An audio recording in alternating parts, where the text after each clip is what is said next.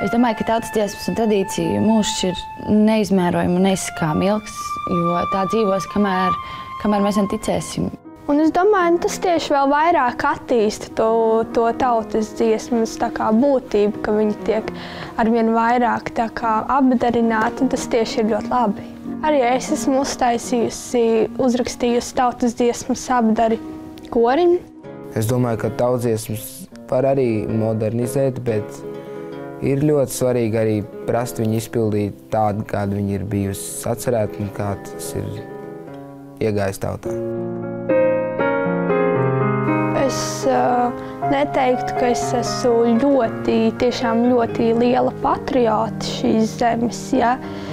Bet es tomēr cienu savu valsti un es cienu, ka es šeit dzīvoju. Un ja es šeit dzīvoju, tad tomēr man savu valsti ir jāciena un jāatbalsta un jāpalīdz pilnveidot. Pirms aptuveni 7 gadiem mēs ar tēti uzsākām tradīciju Cēsīs, kur mēs 11. novembra vakarā iededzinājām no svecītēm Latvijas karogu.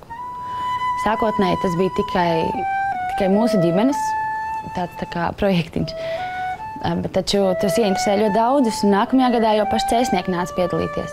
Tad mēs jau veidojam Latvijas kontūru, un tagad šogad laikā tas ir izaudzis par ļoti lielu Latvijas mērogu pasākumu, kad uz Cēsīm šogad bija atbraukuši vairāk kā 10 000 cilvēku, kuri piedalījās un ievietoja savus svecītes uz šīm Cēsu pils parka kāpnēm, izveidotajā Latvijas kontūrā. Un man ir ļoti liels lepnums, ka tieši es un mana ģimene, ka mēs uzsākām šo tradīciju. Es domāju, vienmēr ir jāciena savu zemi, kur tu dzīvo, no kurienes tu esi nācis, jo cita tāda vieta nav kā Latvija, kur tu vari dzīvot kā Latvijā, kur daba ir skaista un viss ir smuki.